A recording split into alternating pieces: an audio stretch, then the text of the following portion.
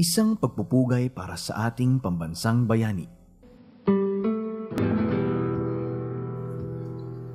Si Dr. Jose Protasio Rizal Mercado y Alonso Realonda, o mas kilala sa tawag na Pepe, ay ipinanganak noong 19 ng Hunyo, taong 1861. Siya ay pampito sa 11 anak ng mag-asawang Francisco Engracio Rizal Mercado y Alejandro at ng asawa nitong si Teodora Morales Alonso Realonda y Quintos.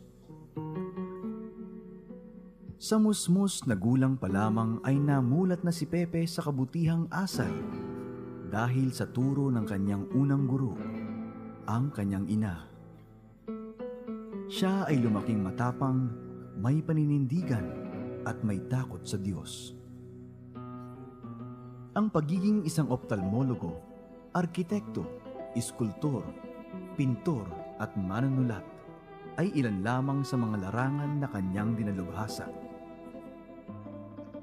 Sa pamamagitan ng kanyang mga isinulat ay namulat ang mga Pilipino sa pang-aapi at pananamantalang ginagawa ng mga Kastila noong mga panahong sinakop nila ang ating bayan.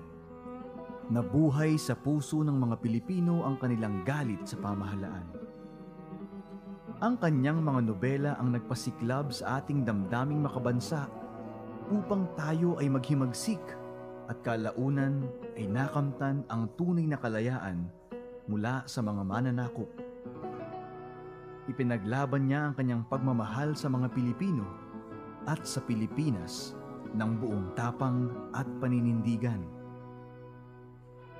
Ngayong taong 2011, ating ipinagdiriwang ang ika-150 anibersaryo ng kanyang kapanganakan. Sariwain natin ang mga mabubuting tinuro at pinamana sa atin ng ating pambansang bayani sa pamamagitan ng pagpapadama ng pagmamahal sa ating kapwa, Pilipino man o banyaga. Isang paalala mula sa Radyo Bisyon, DWWJ 684.